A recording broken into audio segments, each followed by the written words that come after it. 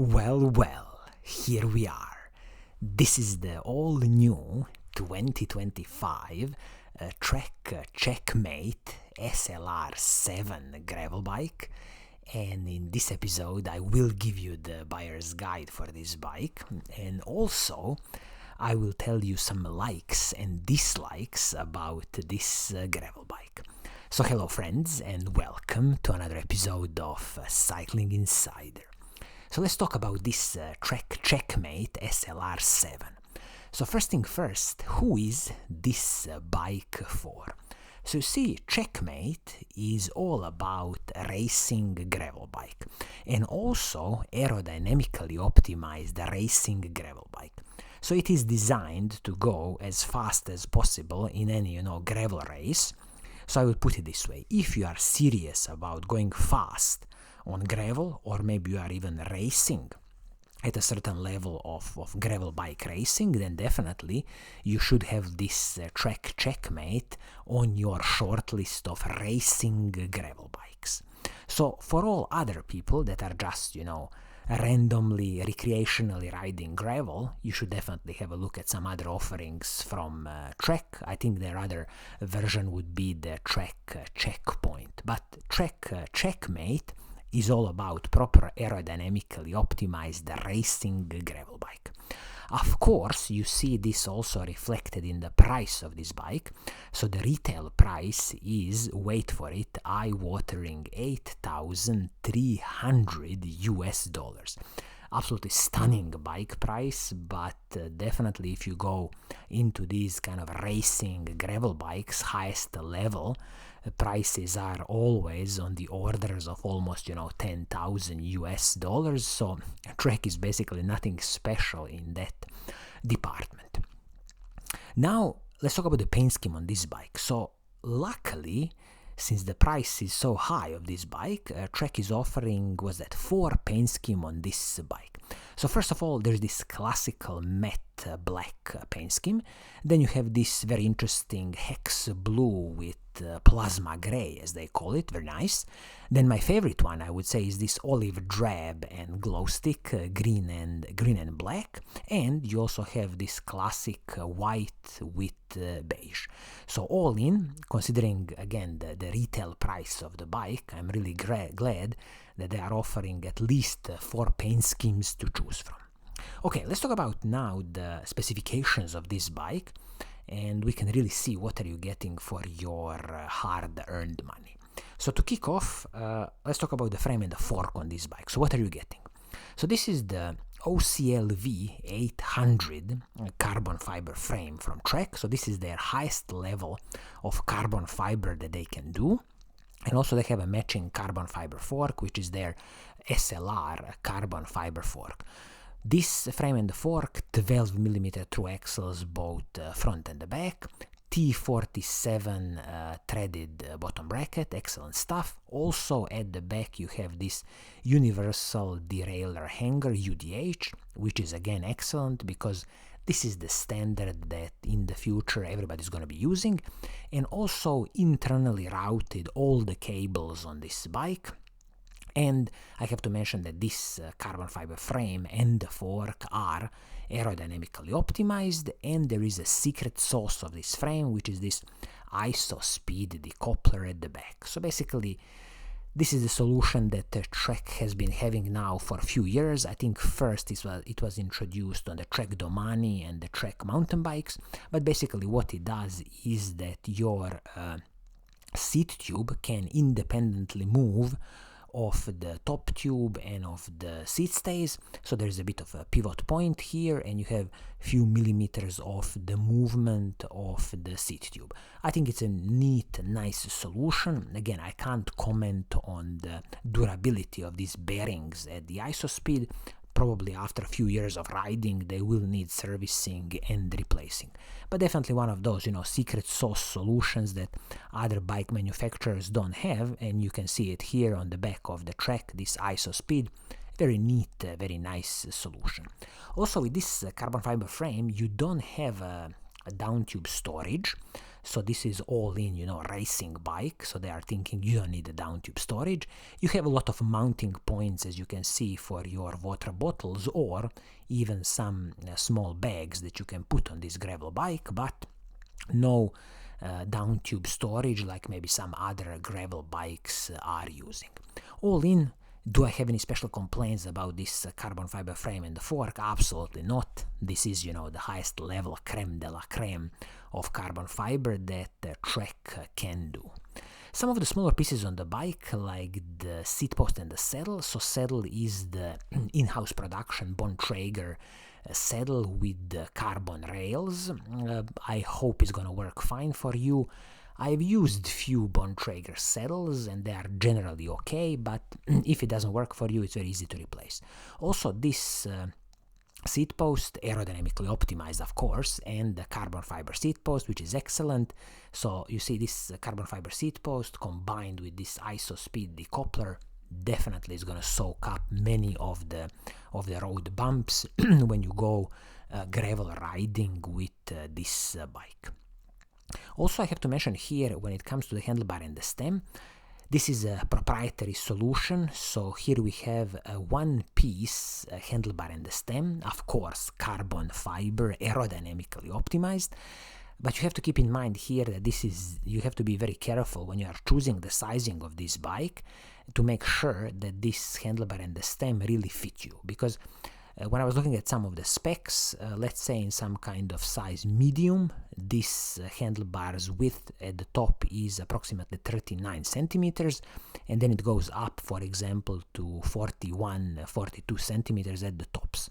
So definitely you need to check with your local Trek bike shop, is this one-piece carbon fiber handlebar and the stem, does it really fit you? Because if you need to replace this in the future, it's going to be a total pain. Of course, it's going to cost you a lot of money, and your local mechanic is going to have to do a lot of work to replace this one-piece handlebar and the stem.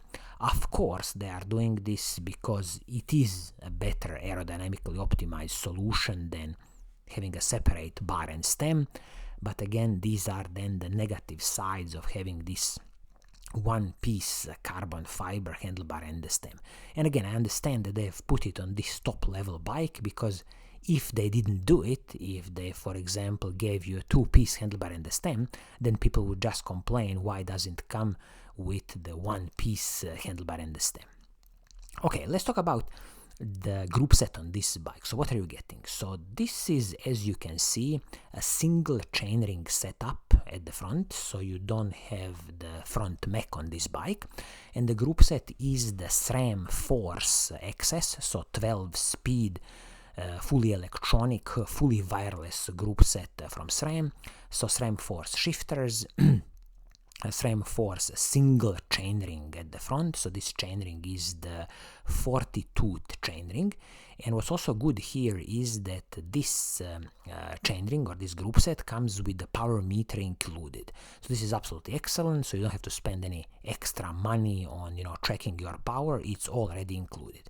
Chain, of course, 12-speed SRAM chain, and at the back we have the SRAM Force Explore rear mech, 12-speed rear mech, and this cassette at the back is a 10-44 cassette.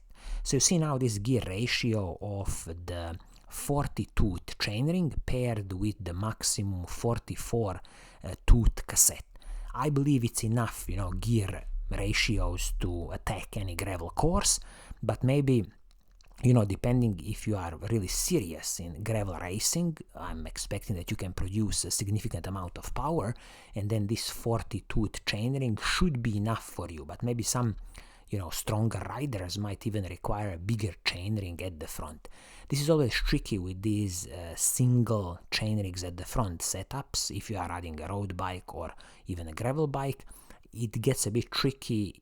That I still believe that for a majority of the riders, double chainrings at the front would just give them a bit more spread of the gears, and they could easily, attack some really steep mountains, or, go as fast as possible in a straight line. But majority of these professional racers are using a single chainring at the front. Of course, it minimizes any problems with the front mech, but this is the reality of this full-on racing gravel bike.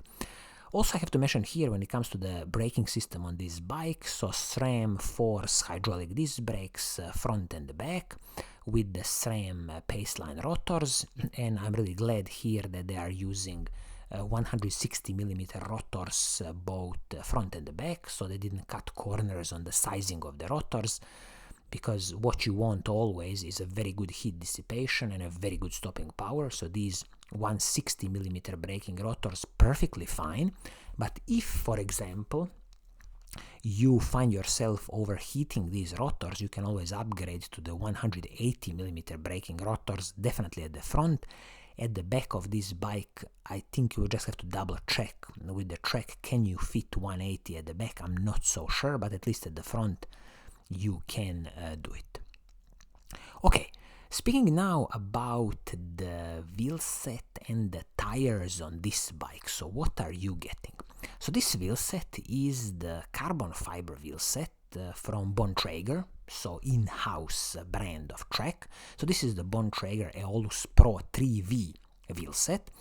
As you might be noticing, this wheel set from 2023 has been discounted in the retail, so you can't buy it anymore. There's a newer version of this carbon fiber wheel set, but as it is on this bike, so tubeless ready wheel set, 25mm internal width. I can't say that it's anything special, aerodynamically optimized wheel set. It's probably going to be a good, durable gravel wheel set.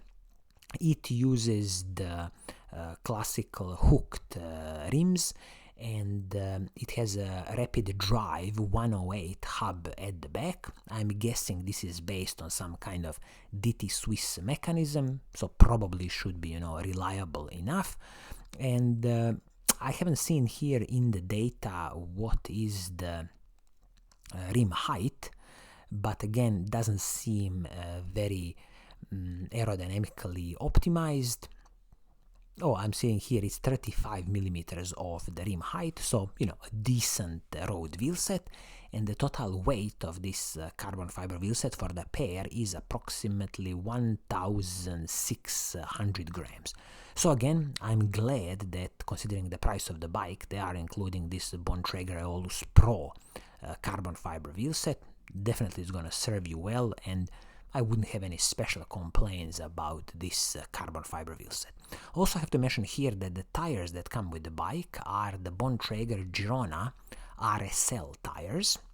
These are the gravel tires. In the spec on the bike, they are 38mm both front and back. But also, one important thing to consider with this Checkmate bike is that the tire clearance, both front and the back, maximum you can run is 45mm.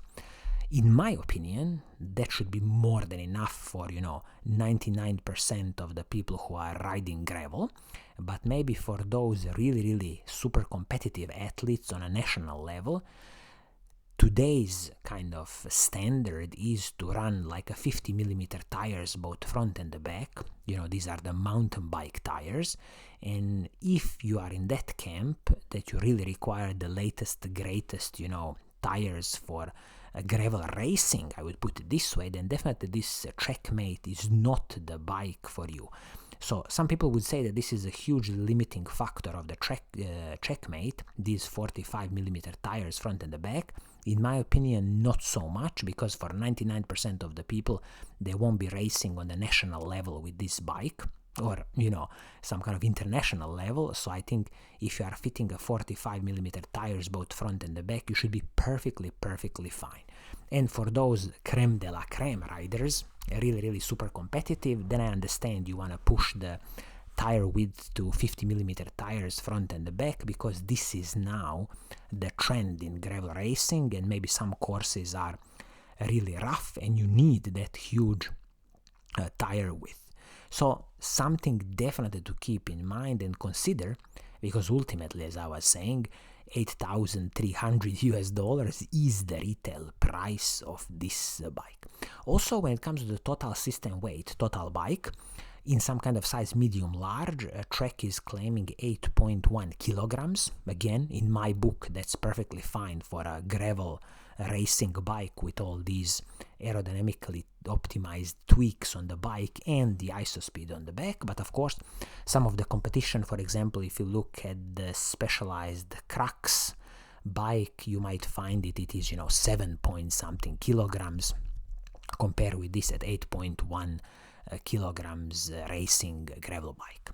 So, in a summary, what are some of my likes and dislikes about this gravel bike?